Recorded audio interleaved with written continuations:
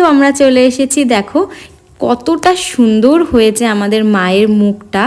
আর বেনারসি মুকুট গয়নাগাটি সব আমাদের কলকাতা থেকে আনা হয়েছে। আর এই যে ভাইকে দেখতে পাচ্ছ, ও নিজের হাতে করে এত সুন্দর করে মূর্তি গড়েছে। আমি আরও সামনের থেকে দেখাচ্ছি, দেখো মুকুটটা কতটা সুন্দর। যদি সামনে থেকে তোমরা দেখতে তাহলে বুঝতে পারতে, ফটোতে বা ভিডিওতে কেমন লাগছে আমি বলতে পারবো না। আর আমাদের মায়ের মুখ ভীষণ সুন্দর হয়েছে।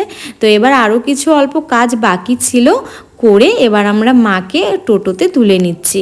মনে মনে এটাও ভাবছিলাম যে মাকে যাতে আমরা সাবধানে সুন্দর করে বাড়িতে নিয়ে আসতে পারি, আর তাই জন্যই একটুখানি ভয় লাগছিল।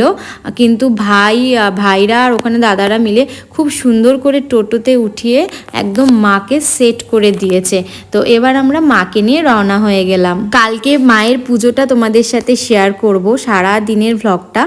আর আজকে তোমরা অবশ্যই কমেন্ট সেকশনে জানাবে আমাদের এই মায়ের সাজসজ্জা আর মায়ের মুখ তোমাদের কেমন লাগলো, অবশ্যই কিন্তু জানাবে। আর মঙ্গলবারে আমার বাড়িতে পুজো আছে, এই বিপদনাশিনী পুজো, তো সেটাও তোমাদের সাথে অবশ্যই শেয়ার করব। এবার হ্যামিল্টন পৌঁছাতে আমাদের মোটামুটি প্রায় 6টা বেজে গেছে। তো তখন আর আমরা রথযাত্রা দেখতে পারিনি হ্যামিল্টনেরটা।